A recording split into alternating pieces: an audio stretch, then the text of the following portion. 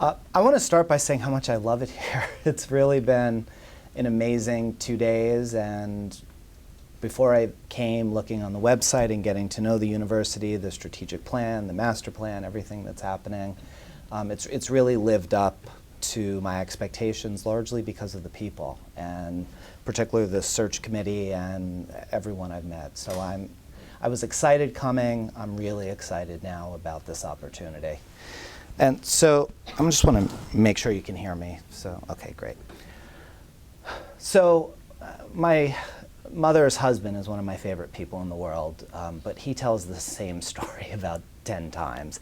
And I'm a little concerned that for some of you, you've now heard me, I'll say the same thing about 10 times. So I apologize, but I want to try to pretend that you're all hearing this for the first time from me.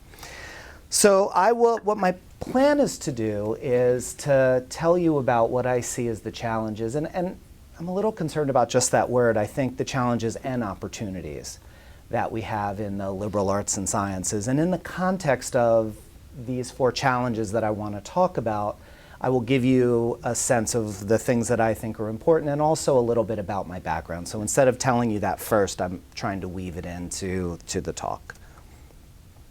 So the 4 challenges that I want to talk about, first is a more general threats to the core liberal arts and sciences mission. The second is a silo mentality and what I'll call the law of inertia here. I want to be clear when I talk about this in the second slide, the second point, the first point is really about the importance of disciplinarity and the importance of our individual disciplines in their own right. The second piece is about thinking about extending them, being entrepreneurial, being interdisciplinary, but you can't have one without the other, and I can't say that enough and how important that is. The third is what I'll call a lack of creativity in the way that we promote diversity and inclusion. And the last one is a disconnect sometimes between faculty and students, and sometimes staff with administration. So these are issues that I'd like to talk about more broadly, and the way I'll organize things are first to talk about the issue itself, what I've seen both in the materials, but then particularly in the last 2 days are things that are happening here at KU, and then lastly what I bring. And so I'll do that same thing, I'll repeat it for each of these 4 areas.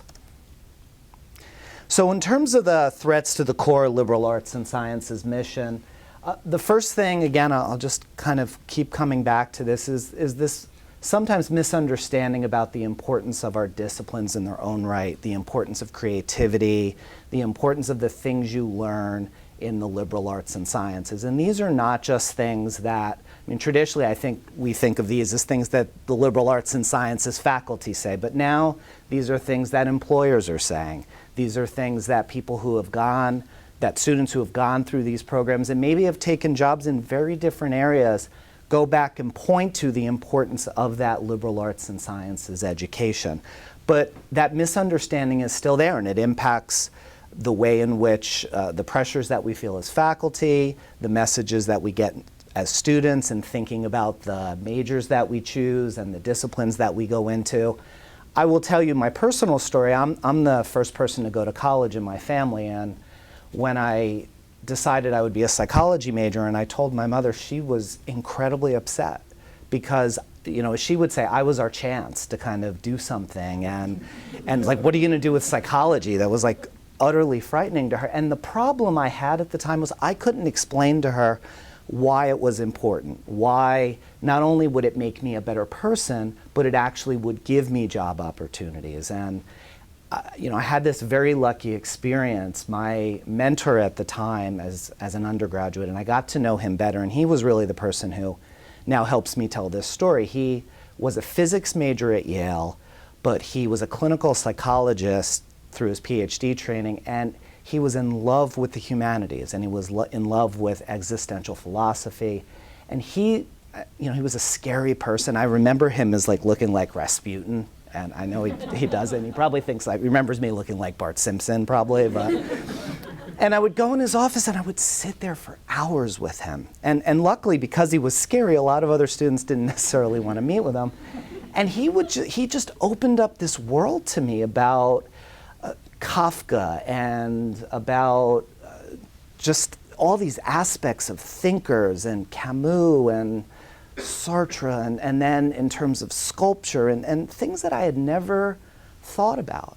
And that really made a difference for me in thinking about what my education was like and what that basis was. And to this day, even when I think about psychology or now as an administrator, those things are really crucial to me. There's also really important issues about rising costs of our education and questions that students are having in terms of, what is the value here? Is this really the right choice for me, given how expensive it is, and giving these questions that I'm hearing about, is this the right choice? And then there's the underdevelopment of our faculty and our graduate students. And that's an issue that, for me has become really important at working on the University Promotion and Tenure Committee. One thing that you would see are faculty who come to the point of tenure and you can tell they just haven't gotten the right mentorship. And when you're on this evaluative committee, you feel terrible about it. And what I found is it's not that faculty don't want to mentor other faculty, it's we don't necessarily know how to do it. No one is really, it's different than mentoring students, it's different than almost anything else you do. And when you talk to young junior faculty about their mentorship experience, what they often say is, well, the professor bought me the older professor bought me a cup of coffee and asked me how I was doing. It was like a junior psychologist, but didn't ask me to bring my CV, didn't actually look critically at what my record was, didn't help me think about how to improve my teaching. And so thinking about ways where we can really develop faculty early on and give them, those who are struggling, a sense of what they can do differently, and those who are doing well, a sense of what opportunities are available for them. And so in looking at what's happening at KU, there's a lot happening in terms of these core missions, in terms of the KU core. I was really excited about the curriculum redesign committee, and I don't know how well this works in practice, but the idea of bringing a postdoc in and having the opportunity to work with you on building technology into your presentations. I've actually never used Prezi before. I just figured if I'm going to talk about that, then I should probably try to take some risks. So that was kind of exciting for me, and it pushed me to think, okay, how can I just not kind of do the same old thing? The first year experience I'm really excited about, and the things that are happening there, especially the idea of learning communities, which is a big thing, we call them living and learning communities at Maryland. Value and thinking about reaching metrics of 90-70 in terms of retention rates. And again, you never know how things actually feel to those of you on the ground, but from the outside, the strategic planning and the way that it's focused really intently on faculty development and graduate school development as those first 2 points, I just found really refreshing. Then in terms of what I bring, and here's where I'll talk to you a little bit about who I am. So I started like most faculty. I was really interested in psychology as a discipline, and I had an opportunity to develop a research center and to bring in really amazing junior faculty to come into the center. It wasn't a typical tenure track position, but an opportunity to bring them in as research faculty. And so we created what's now been a 12-year center that is really reliant on not just a single faculty member, but really smart people who love their discipline, but also are interested in building strengths and thinking about what are the right directions to move in. It helps us mentor better. It helps us build a better intellectual environment. And to be honest, I never really thought I was doing administration, but now that I understand administration, the idea of being able to develop your budgets and be able to think about the future, to be able to pull back in years where things are tighter without making people scared, to be able to be aggressive in times when you can and try things and not be afraid to make mistakes as long as they're well thought out. That was a great experience. My first real administrative role was on the APT, or the Appointments, Promotion, and Tenure Committee, where I really learned to understand what excellence was in different disciplines. What does it mean to be excellent in dance? What does it mean to be excellent in the natural sciences? in a discipline like computer science, where it's conference proceedings that matter, because by the time an article would come out, all that technology would be obsolete anyway. And so that really pushed me to think, we shouldn't be comparing disciplines to each other, we should be comparing them to excellence at our aspirational peers. And that was something that really started to get me thinking about administration. And as I moved into an associate dean's role, then I really had a chance to do this. And I'm a very hands-on person. I endeavored to meet with every single faculty member in our college, which was about 200 faculty over a 6-month period, so I could really learn the nuance of different disciplines and be able to really represent my college well. Now, I understand this is a different scope, and it's going to be more challenging to use some of those same ideas in terms of meeting with everyone individually, but I have a lot of ideas in terms of how I can be able to have that same hands-on approach, and I'm happy to take questions about that if you're curious about that. I've had a real focus on teaching and mentorship throughout this time, and as Mabel mentioned, I've won some mentorship awards, and we've been really assertive with thinking about how do we build graduate student grant opportunities, and not just fellowship grants in the sciences, but also thinking about how we can do this with departments that traditionally have not had a good or a strong history in this, such as anthropology. And after a few years of developing grant writing workshops and kind of team building, in this past year we've actually gotten more NSF first-year graduate fellowships than the rest of the college combined, the rest of the university combined in our pretty small and narrow college. And so I understand in different, this is a broader set of disciplines, and there's more that would need to be done to make sure that we're addressing all parts of the continuum, but these are the types of things that I would be able to bring. In terms of the next piece, so this idea of, once we've talked about the idea of disciplinarity and excellence there, then being multidisciplinary and also being entrepreneurial, and the ways in which these, at least traditionally in academic institutions, have been underutilized. So things that are going great here, there are really strong institutes here, and they fall along several dimensions of the liberal arts and sciences. So from the Humanities Center to the Lifespan Institute and the Policy and Social Research Center, there are lots of interdisciplinary hubs here that provide opportunities to do that. The Foundation Distinguished Professors bring opportunities in terms of bringing excellent faculty and trying to build those interdisciplinary connections. Innovation Way, the Proof of Concept Fund, to think about how to be more entrepreneurial. And then in terms of the things that I do, I'm really interested in thinking about how we can start to identify connections across faculty to be able to think about how do we kind of break down those barriers to being interdisciplinary. So how do we get faculty together and talking and thinking in ways that don't undermine the importance of their discipline but bring their strengths together. And that's something that I'm really interested in doing. Being able to think about metrics. One thing I love about the strategic plan here is that there's a lot of attention to looking at it each year and seeing to what extent it's working, and with the idea, at least theoretically, that things will change over time based on looking at data. And so that's been very important to me. I have a fair amount of experience at Maryland thinking about how do we be entrepreneurial, but do it in a way where it's inclusive and not leave behind certain aspects of the university. The third issue is what I'll call a lack of creativity in how we handle diversity and inclusion. And I'll talk about this in terms of an experience I had. I'm part of the first class of what's called the ALP Fellows. It's essentially a leadership group that's part of the Big Ten. And it's really nice. We have 3 different seminars, 3 days for each, and we cover kind of the core issues that are addressing universities. And Keith Sellers, who's a professor at Michigan, got up and he said, for all the researchers in the room, I want you to stop and think for a second.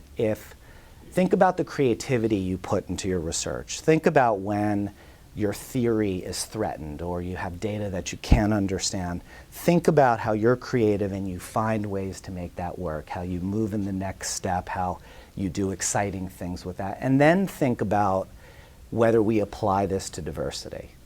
And his point, which I think was true, was a lot of times we have that first level of what diversity means, and when that doesn't work, we kind of raise our hands and say we tried.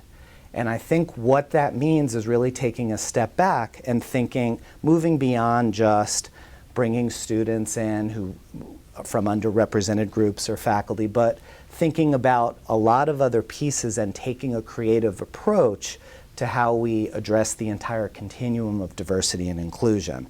One place where this is particularly important is in retention. We pay, understandably, a lot of attention to hiring, but there is a serious issue in terms of retention for faculty from underrepresented groups that, at least at Maryland, up until this year, we hadn't paid any attention to. We have no idea why this is happening. We don't know if it's because these faculty are just moving on to better places, which isn't great. That's the best of all the possibilities.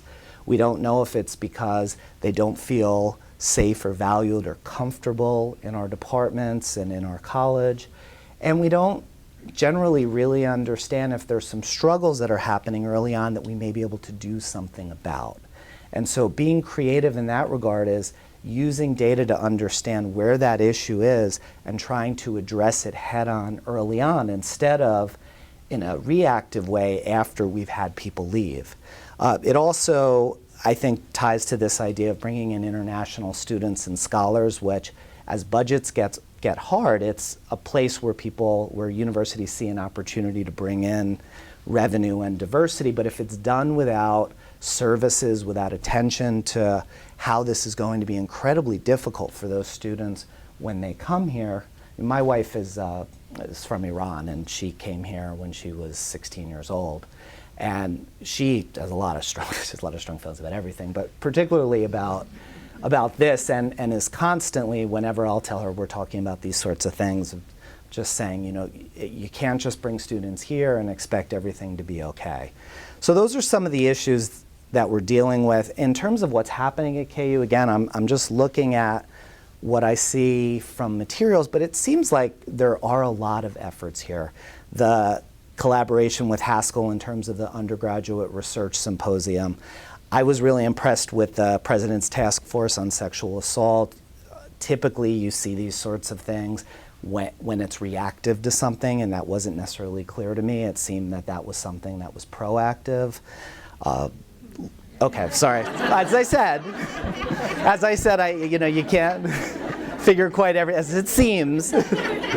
However, the fact that it seemed like the right attitude is here, and that and I'll find out if that's different, but that was important to me. In terms of what I've done, I think one important thing is thinking about redefining how we think of excellence, and that you can't have excellence without diversity of thought, without diversity of who's here, of who's representing us. And also in terms of being creative, as I mentioned before, I don't want to take a lot of time now, so if people want, I'm happy to answer questions about this.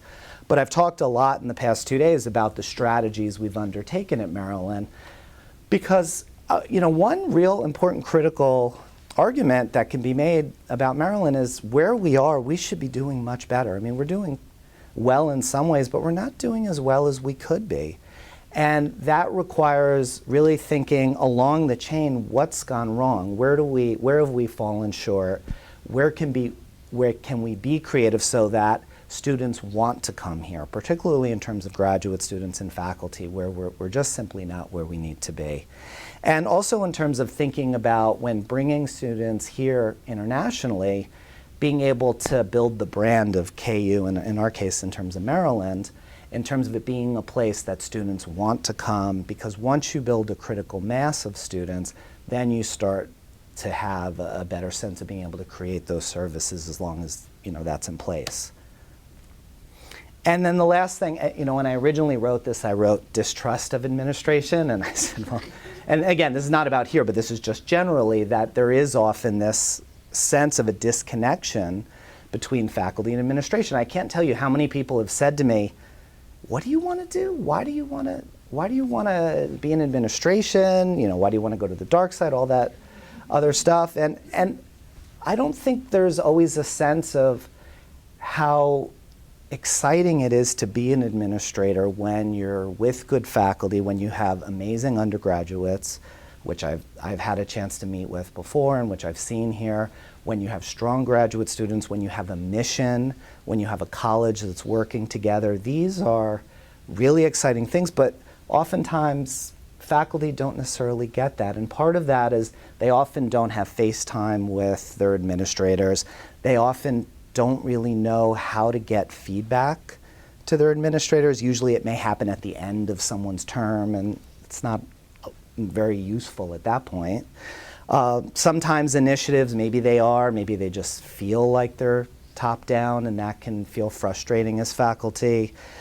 I know from my experience, poor follow through, sometimes, you know, rarely has it ever been on purpose that I didn't follow through well, but sometimes you don't realize it as an administrator. Just saying nothing's changed after a period of time is really important, because without information, it can be really difficult for the people that you serve to really understand what's happening. And so that's something that I think is really important in terms of that follow-through piece. And these days, there's just budgetary threats all the time. I mean, there's departments that worry about their future. There's other departments that worry about their ability to expand. And oftentimes, there's a lack of sense of what's going to happen. And so department chairs are in this really tough place where they have to kind of prepare for the worst, but still, you know, be bold, and we say fearless at Maryland, and think about taking those next steps.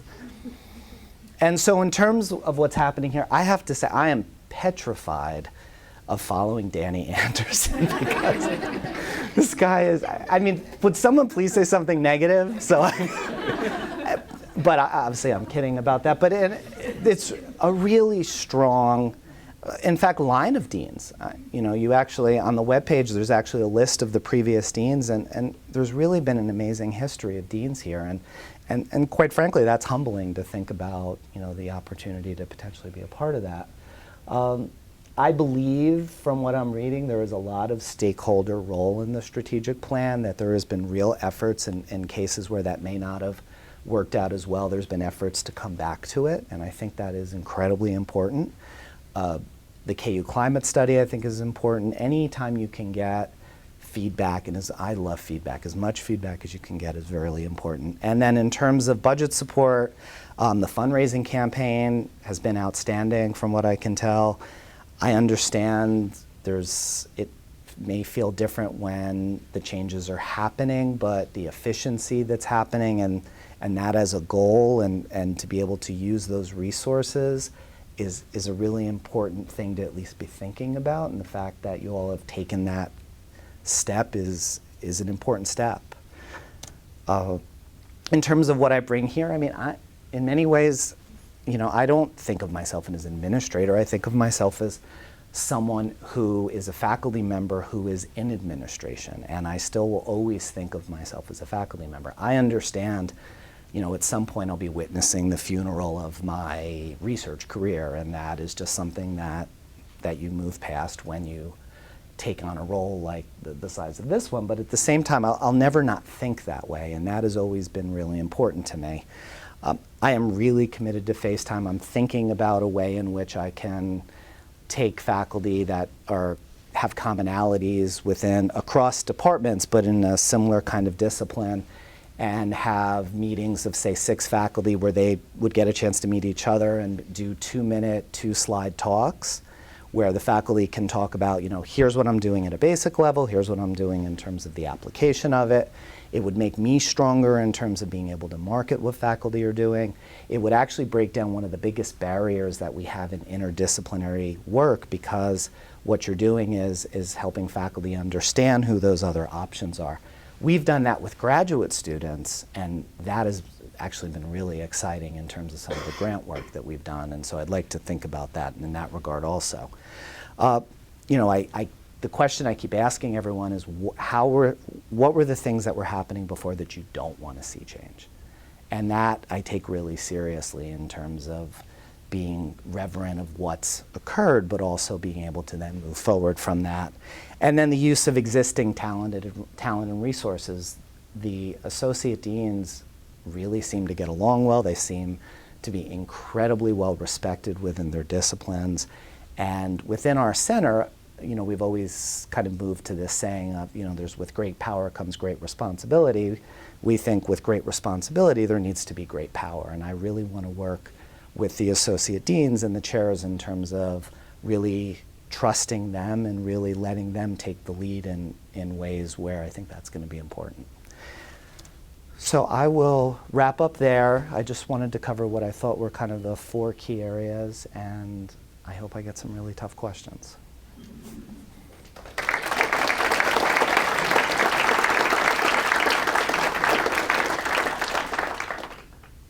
Now you're talking about international diversity, but if I'm a member of the state of Kansas and I live in Western Kansas, I'm certainly not going to vote anything for the University of Kansas if I hear international talk and not talk about my state. There you go.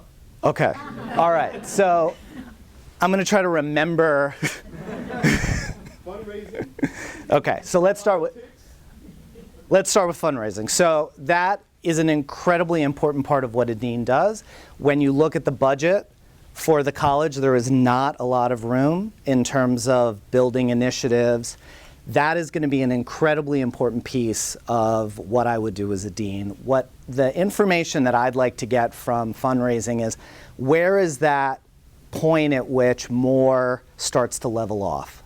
And obviously I need to be here, I need to be an available presence, but I expect to be a part of these initiatives. I expect to be doing a lot of fundraising, and part of meeting with faculty and meeting with students is to understand where those initiatives are. And so I can talk about what are the things that are really good that with the right investment can become world-class. So that's something that I take very seriously.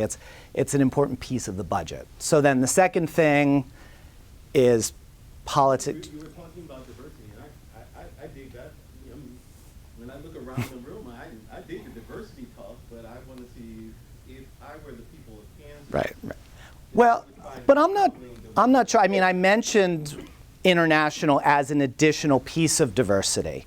The pieces that I were talking about prior to that were not about international. Now, as a flagship state institution, I shouldn't have taken this for granted, but the idea of a flagship state institution is to serve the state and to serve the multiple diversity within the state.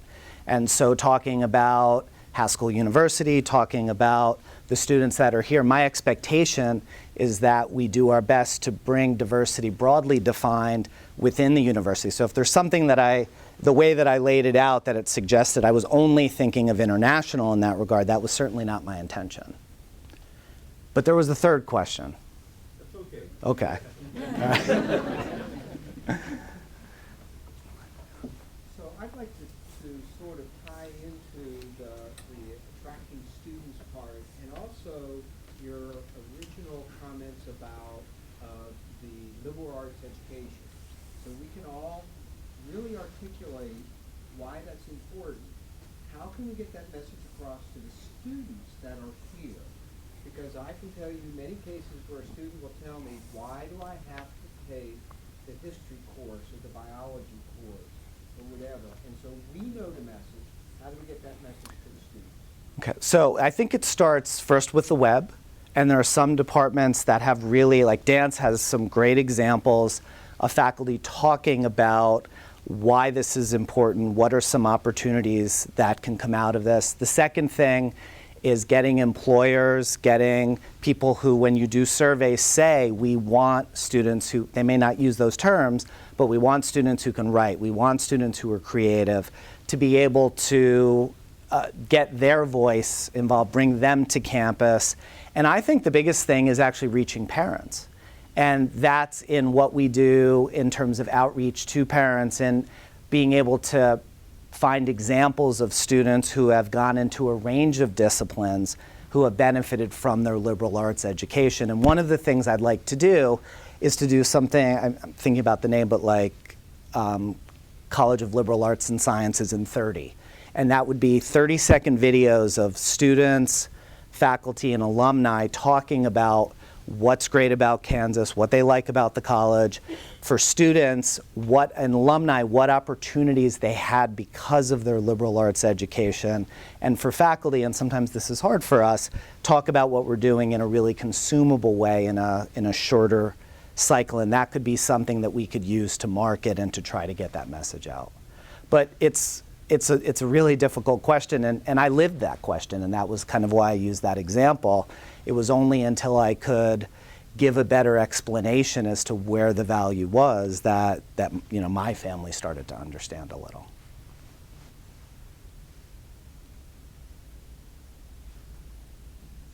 You offered to share an example of creativity in regards to at least diversity. Sure. Yeah, so I'll give you a good example. So I have a lot of many administrative roles, and one is I'm the head of the clinical psychology program. And our overall diversity within our program is not where it needs to be. And so the current students were saying, it's hard for us to recruit students from underrepresented groups because they see so few students here. They don't get the sense that this may be the right place for them. And so obviously there's things we can do with that in terms of being creative, in terms of not just about at the acceptance point, but ways in which we can develop our underrepresented group summer scholarship, where we bring really talented students to the university and give them an opportunity to learn about us. The other thing was that I talked to the students and I said, well, what do you think would be something that would send the message that we value diversity in a way that maybe we're not getting across in terms of just pure numbers? And so they went out and they looked at other clinical programs, and they found UNC Chapel Hill actually does a lot in terms of this. And so they came back to me and said, okay, we'd like to, just as a start, we want to do a conference on diversity research as part of the clinical program. And so at the time, I was running a training program on neuroscience and addiction. And so I talked to my project officer and I said, hey, what do you think about us doing neuroscience and diversity research? There's not a lot, but there's actually more than you would think. So we put together an all-day seminar on essentially the basic neuroscience and diversity research. It was enormously successful on campus, and now I was able to get the college and the psychology department to fund it going forward, and we've actually had 3 years of it. Now, this is one little example. I don't mean to be disrespectful to suggest that that solves the problem in any way, but that's part of our marketing materials, and our students feel like that helps us reach out to students who might be considering Maryland. So that would be the example.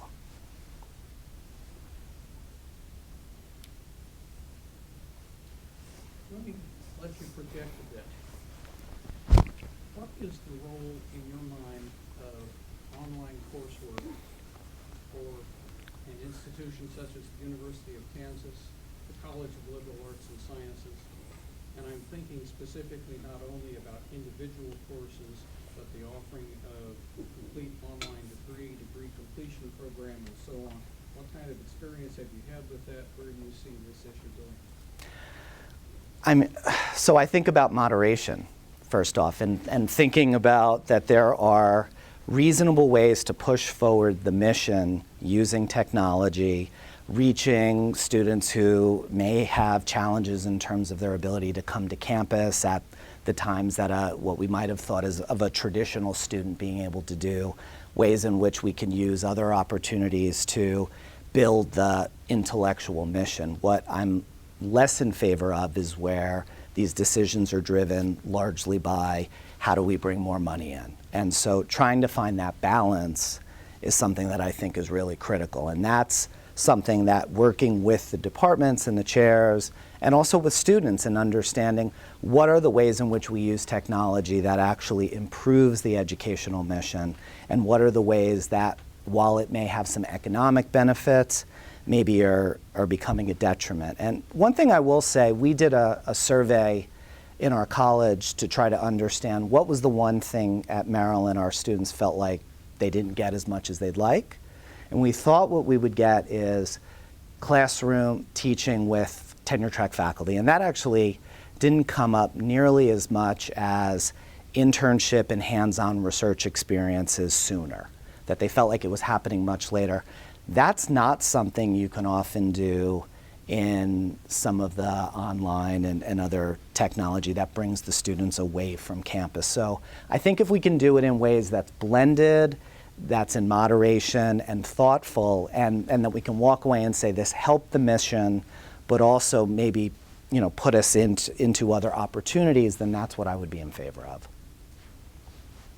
Could I push you a little on that? Because we're hearing from the administration that we need to be producing more student credit hours. Online courses are incredibly popular and they fill.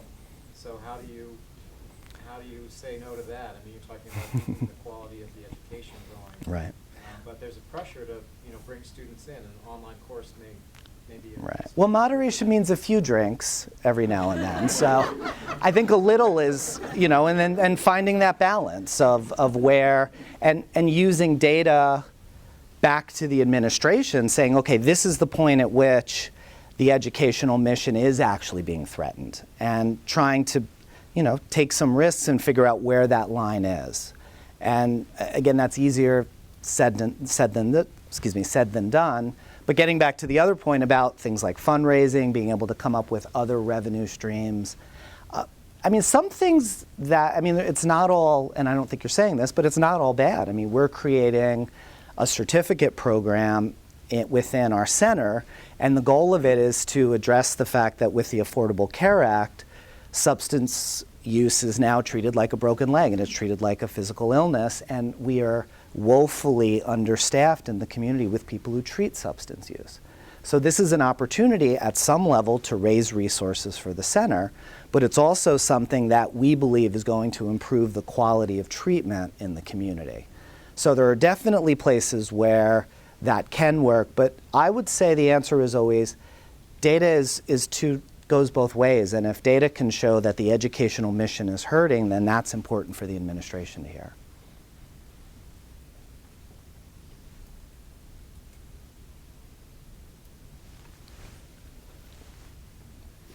You speak a lot about mentoring new faculty and graduate students, but you didn't really mention undergraduates in your presentation. They're a huge proportion of the students in the college. What are some initiatives that you have in mind for supporting those students, getting them more involved on and off campus? Yeah, and actually I had a bullet that I didn't talk about enough, and I should have. So one of the things that we've been doing at Maryland that's worked out really well, it ties back to that idea of more hands-on learning, and that is it's a 4-course research initiative where students essentially get a hands-on opportunity within what's typically an interdisciplinary area. So it's considered a first-year research initiative, but it's really much more than that. It's about learning within, we run one of these streams, and it's basic neuroscience and then how you think about that impacting treatment. And so students come in through our center and they get 4 classes on this, and it prepares them to have research experiences. It gives them a sense of what research opportunities are available. The other thing that we've noticed is that students tend to, despite really wanting these opportunities, it's hard to always know how to get them and how to get them soon enough. And so we developed a mentoring program with graduate students who actually were kind of serving as, in some ways, aspirational peer to the students. And we had about 100 graduate students and I think 200 or 300 undergraduates that went through this, where they were given the opportunity to get mentored by the graduate students and have a sense of what opportunities were available to them. And my role is a little less of that because I'm tasked more with research at the faculty level, but one of the things that's worked really well at the graduate student level, and I mentioned it before, of getting students to write more NSF grants, we've actually now started doing that at the undergraduate level. So we're offering undergraduates coursework in the summer to be able to write an NSF grant. Now I understand this only addresses part of the community, but from this, we've been really successful in getting students more involved, writing more of these grants. It provides an excellent opportunity for them to potentially get this funding, but also to connect with faculty in a way that was more meaningful. And if I was to come here and have a broader portfolio, I'd want to think about ways that we could expand that throughout. So I think you're right, I didn't address it as much, but I think it's an important piece of what I've been doing, and it's going to be a crucial piece of what I would do here.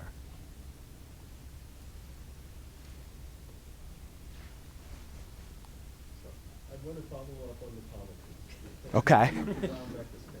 Brown-Bekistan. And I'll say it, you're coming to Brown-Bekistan.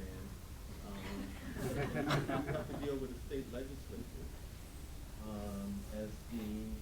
What's your experience in Maryland dealing with the political legislature?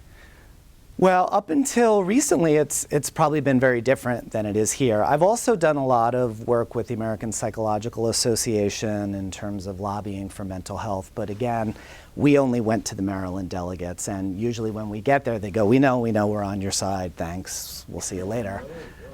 So I understand, and you know, and I kind of joked about this before. I am the only liberal person in the history of my family. So from very early on, I've had to kind of be in unfriendly waters when it comes to talking about, and I'm not suggesting one side is better or the other, but I'm used to having a different view. I don't, obviously you always want to be in a situation where you're working with people who agree with the priorities that you have. But I'm not afraid to be in that situation. I think it becomes a challenge for a dean to be able to take these important things that are happening at the university and think about how we can present these better. It's very easy for us to say, we don't agree, let's not try. Now, I haven't been in this situation. Maybe I'll come back and I'll, you know, if I'm lucky to be here, I'll come find you and say I was wrong. But my sense is that there is some room to work if you, as a dean, figure out how to understand your faculty really well and tell a really compelling story. So that's my hope.